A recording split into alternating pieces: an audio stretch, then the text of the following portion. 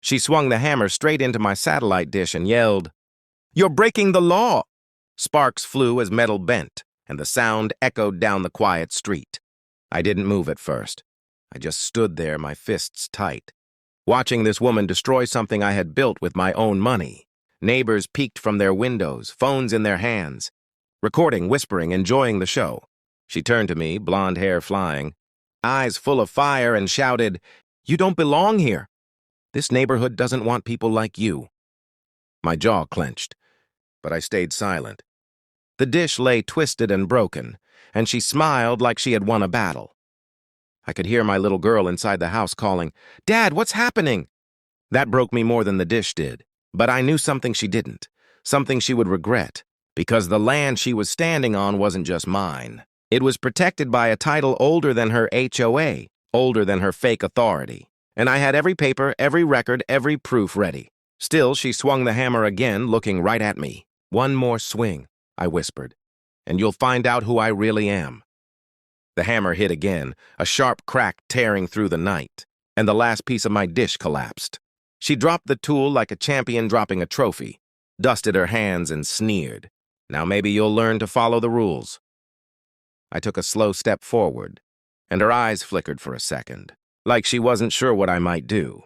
But instead of backing down, she pulled a folded paper from her pocket and slapped it against my chest.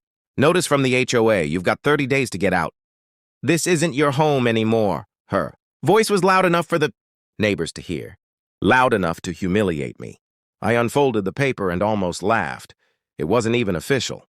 Wrong letterhead, no signatures, nothing but her handwriting pretending to be law. "This is fake," I said calmly.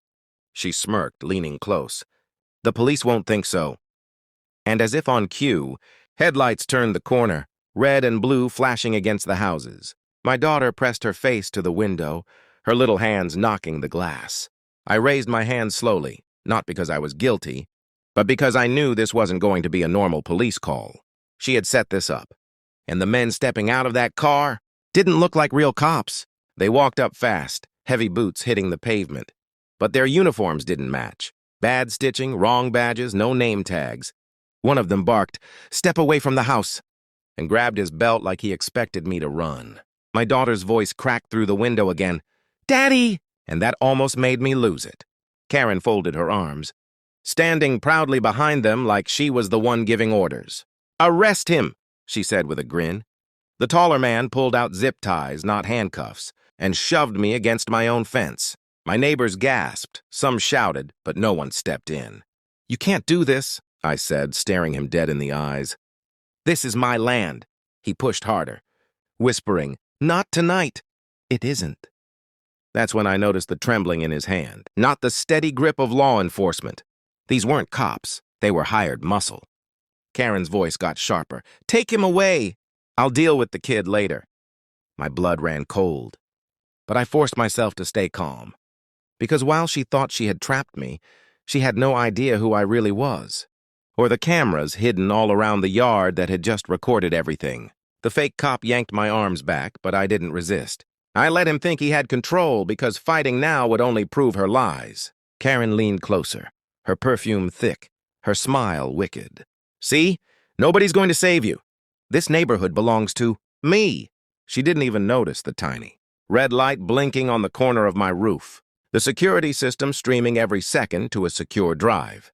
The shorter man opened the back door of their car. No cage, no divider, just a filthy seat and duct tape on the floor. It wasn't a police car, it was a trap. My heart pounded, but I kept my voice steady. "You sure you want to do this in front of cameras?" The tall one froze for a moment, then shoved harder, pretending not to hear. Karen scoffed. "Nobody cares about your little toys." I finally turned my head, my voice low. "Lady, I train people who kick down doors for a living. Do you really think I don't know how to handle this?" Her smile faltered just for a second, and I saw it, the first crack in her confidence. She wanted me gone, but she had just pushed the wrong man. The taller man shoved me toward the car, but my daughter's scream cut through everything.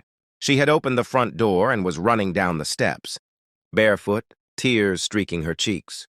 "Leave my dad alone!" she cried, her tiny voice trembling but strong. Karen spun toward her like a predator spotting prey. Go back inside, little girl, before I call child services and take you away for good."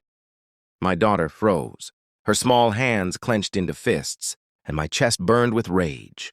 The shorter man stepped in her path, blocking her way back to me, and for a moment I saw pure fear in her eyes. The neighbors gasped again, some shouting, but no one crossed their lawns to help. Karen raised her phone, pretending to dial. "This child isn't safe here. You'll be gone by tomorrow." My little girl shook her head, whispering, "But this is our home." That whisper cut deeper than any hammer swing ever could. My pulse slowed, not from weakness, but from a calm I hadn't felt in years. They thought they had broken me. They thought they had broken her. But now it was time to remind them who they were really dealing with.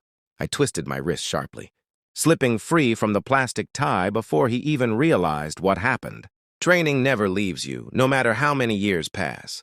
The taller man staggered back, shocked, and the shorter one reached for my daughter, but I stepped in front of him so fast his breath caught. "Touch her," I said, my voice cold, "and you'll regret it." For the first time, the street went silent. Even Karen's phone lowered a little, her smirk replaced with something like doubt. "You're making this worse for yourself," she hissed. I stepped closer, never taking my eyes off her. "No, you're the one who just walked into a federal crime." Her brow furrowed. She didn't know yet. She didn't know I had served years in the military police, that I still carried contacts who would answer my call within minutes, or that my security cameras had streamed every second of her stunt. Straight to a cloud drive she couldn't touch. I took out my own phone, pressed a single button, and said one name. The line clicked. A voice answered, and Karen's face drained of color. She finally understood she hadn't cornered me. She had exposed herself. Within minutes, the sound of real sirens filled the air. Louder, sharper, undeniable. The fake cops froze, their confidence crumbling. Karen's hands shook, but she still tried to speak over the noise. "He attacked me. He destroyed community property. He's dangerous." But her words fell flat when the cruisers pulled up, lights flashing. Real officers stepping out with real badges and real authority. My daughter clung to my leg as I pointed to the broken dish, the fake notice. The trembling men still wearing counterfeit uniforms. "It's all on video," I said simply. One officer took my phone, nodding, while another handcuffed the imposters without hesitation. The neighbors leaned further out of their windows now, recording not me, but her. Karen's face twisted in panic, her eyes darting as if searching for a way out. "This is my neighborhood! I'm in charge here!" she screamed. But the officer in front of her only shook his head. "Ma'am, you're under arrest for impersonating an HOA officer, filing false reports, and conspiracy with imposters." The crowd's whispers turned to laughter, then cheers. For the first time all night, I let out a breath. Justice was here, and she couldn't escape it. Karen was shoved into the back of a cruiser, kicking and screaming, her power gone as quickly as it had appeared. My daughter pressed her face against my chest, whispering, "Are we safe now, Daddy?" I kissed the top of her head, holding her tight. "We're safe," I told her, and for the first time in hours I believed it. The officers confirmed what I already knew. The land was mine. The title airtight, the evidence undeniable. One of them looked at me with respect. "Sir, you handled this better than most would. Thank you for your service." He didn't have to say more. He had seen my record flash across the system. I nodded, not for pride, but because I wanted my daughter to see that calm wins over rage. As the cruisers pulled away, the neighbors clapped, some shouting my name, others just glad the nightmare was over. I looked at my little girl, her eyes wide but shining, and whispered, "Nobody takes our home. Not while I'm here, because I hadn't fought for this country just to be told. I couldn't park in my own driveway, or raise my child on my own land. Tonight proved it. Freedom still matters.